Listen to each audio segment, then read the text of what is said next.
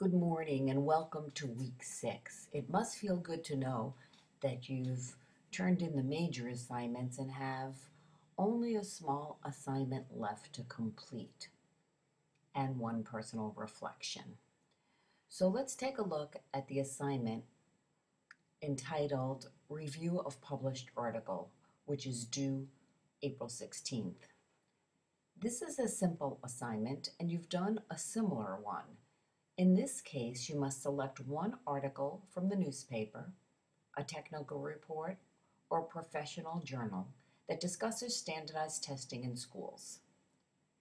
You need to summarize the article in one page, provide your reaction, and discuss whether the findings of this article would be relevant in your classroom and school. The rubric that I'll be using to grade this assignment looks like this. 3 points for the summary, 4 points for the reaction, and 3 points for discussing the relevance to your school. The total coming to 10 points. You must provide an APA format for reference or you will lose a point. You should have your title page and you should make sure that you proofread carefully so that there is no incorrect grammar, spelling, or sentence structure. You will lose points if any of these are in your paper. You might think that that's a little strict, but remember, you are a teacher or you're going to be a teacher.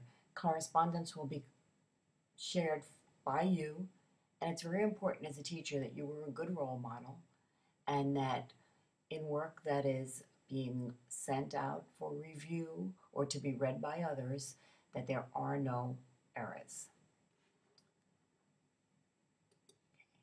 Moving along, let's take a look at the content area for this week. I go down again to my content area, and we are in week 6.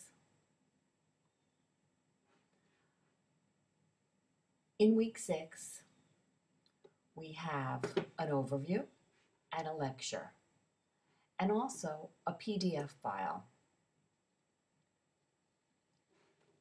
which will open for you. And this is a very good introduction to using portfolios as an assessment tool. A very good additional reading for what you have in your Osterhof textbook. It is somewhat long, so you may not want to read everything here, or you may choose to read this at your leisure or save it as an excellent resource. Of course, the other thing you can do is look at the table of contents. You might want to look at some of the sample portfolios or just the portions that you find particularly interesting, but I thought it was worthwhile to include for you. I've also included some other links that I think will be of interest. So your overview is here. Click on your lecture next, and after you've read the notes in the lecture, you might want to take a look, or I think you should take a look, at these sites. You've got the Authentic Assessment Toolbox, which is a wonderful resource, answering many questions, giving many examples. And again, I would think this is something you'd want to bookmark for later use. You also have portfolios for students and teachers. And I like this because this is just a lot of resources. So suppose you wanted a reading portfolio to use with your students, or just a math portfolio, or an art portfolio, or develop rubrics to use with portfolios. You can see that there's lots of information here,